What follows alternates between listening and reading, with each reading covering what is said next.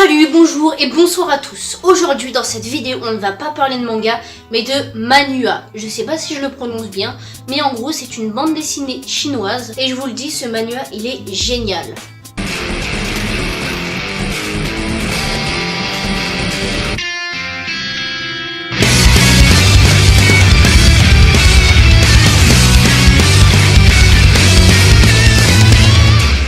Commençons par le commencement. Ultramarine Magmel est un manhwa et non pas un manga.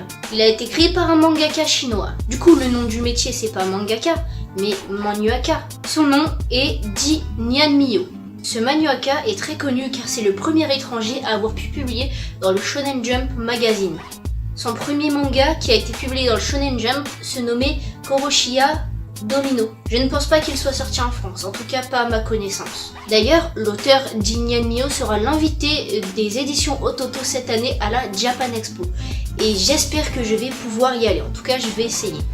Mais bon, on s'écarte un peu du sujet. Ultramarine Magmel parut en 2015 au Japon et en Chine, et en 2019, donc cette année, en France, par les éditions Ototo bien entendu. Ultramarine Magmel a aussi eu droit à une adaptation en animé, que je trouve génial. Je pense que le manhwa a vraiment été un gros coup de cœur au Japon, car il a eu droit à une adaptation, en plus d'avoir été publié dans le Shonen Jump magazine, donc ça doit vraiment être un bon auteur. Maintenant que vous connaissez brièvement le contexte de la création d'Ultramarine Magmel, je vais vous résumer l'histoire pour ceux qui ne connaissent pas. Par la suite, je vais vous donner mon avis sur l'animé, mais aussi le premier tome que j'ai pu lire. 35 ans plus tôt, un miracle qui allait ébranler le monde entier se produit dans l'immensité de l'océan Pacifique. Un nouveau continent émergea de nulle part. Baptisé Magmel, cette terre regorgeait de paysages inconnus, de précieuses ressources et de nouvelles espèces animales aussi féroces que redoutables. C'est d'ailleurs pour ça que dans le manga, il y a beaucoup d'explorateurs qui meurent et qui disparaissent. Et vous voyez ce personnage ? Eh bien son objectif c'est de les sauver. En fait il pourrait s'enrichir parce qu'il est super fort, mais il en a absolument rien à faire. Tout ce qu'il veut c'est sauver les explorateurs, je ne sais pour quelle raison, et je pense que par la suite on découvrira ses secrets parce qu'il est vachement mystérieux. L'histoire est très bonne, je trouve qu'elle ressemble vachement à Tomiko, donc si vous avez aimé, eh bien allez le lire. Et pour ce qui est du dessin, en fait, il est assez spécial, mais aussi fait assez rapidement, c'est pas dégueu quoi. Notre héros a l'air en fait d'un personnage de shonen, mais vachement appuyé. Pourtant, sa personnalité est un peu différente, même s'il a l'air un peu stupide. C'est quand même différent parce qu'il cache vraiment un secret de fou. On voit qu'il a des pouvoirs assez spéciaux, des pouvoirs dits mythiques. Et en fait, eh bien, il s'en sert, mais pas à mauvais escient comme les autres le voudraient.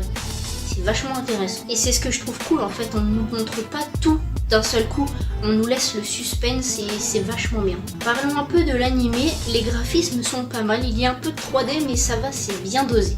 Et vraiment pour que je dise que c'est pas mal, c'est que vraiment c'est vachement bien fait parce que je déteste la 3D dans les animés. C'est ce que je trouve le plus moche en fait quand c'est mal fait surtout et quand il y en a trop. Mais là c'est parfait. Bref, l'histoire reste la même, ce qui est normal, mais c'est vachement sympa de voir les personnages en animation. Et on voit clairement en fait que l'animé a été créé à partir d'un petit budget, ce qui est dommage, mais malgré ça il est quand même pas mal. Je vous conseille vraiment de regarder au moins le premier épisode pour vous faire un avis dessus, mais moi je le trouve pas mal du tout. J'ai hâte de voir ce que la suite nous réserve, mais pour l'instant Ultramarine Magmel, j'aime bien, c'est mon coup de cœur, c'est plaisant, c'est prenant, c'est génial quoi. Je pense que le manhwa va vite monter dans les tops des nouveautés de cette année, enfin je l'espère, car il le mérite amplement. Selon moi bien sûr. Le seul point négatif que je pourrais vraiment trouver, c'est les dessins qui sont vachement spéciaux et ça pourrait vraiment vous freiner. Au début j'étais un peu sceptique, je voulais pas trop l'acheter, je l'ai feuilleté, etc. Et en fin de compte, si ça va, il est plutôt top. Il faut passer outre les dessins et par la suite ça passe tout seul. Je vous conseille à tous de lire au moins le tome 1 car c'est vraiment une pépite et c'est vraiment un très bon manga, enfin un bon manhwa. Je pense qu'Ultramarine Magmel va être dans mes top 10 de cette année au niveau des nouveautés de manga. Bref, dites-moi en commentaire si vous avez lu Ultramarine Magmel, dites-moi si vous avez aimé ou pas, ou si vous ne l'avez pas lu, dites-moi si vous comptez le lire.